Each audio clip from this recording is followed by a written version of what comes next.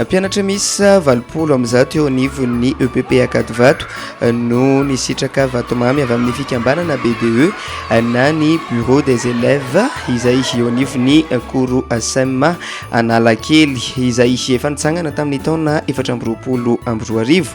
tafiditra indrindra ao anatin'ny fankalazana ny Krismasy izao hetsika no tanterahan'izy ireo izao ka no safidiana manokana ny EPP Ankadivato vokatra ny fiara-miasa izay efa misy eo amin'ny rotonta. Araky teneko toy hoe zareo nefa akaikany indrindra zareo ny mpampiatrano anay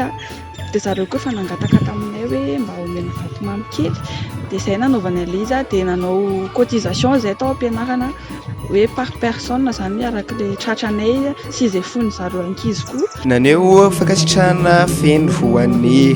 vondrona ACEEM ny teo anivon'ny talen'ny EPP Ankadivato ary nanambara tenany fa fihetsika mampihetsi-po ny ankizy samy ankizy mifanolotra zavatra toy izao araka ny fanampanazavana hatrany. Fankasitrahana lehibe no atolotry ny EPP Ankadivato any sekoly ACEEM sy ireo ankizy indrindra satria hita hoe eo ny firaisan-kina izay napetraky ny groupe ACEEM dia ankasitrahana be dia be tena hoe mampihetsi-po zany hoe misy ankizy samy ankizy hoe zoko zandry mametraka hoe zokony anankiray dia zandry indray dia zokony manolotra dia ny zandry mandray amin'ny fofen'ny fitiavana.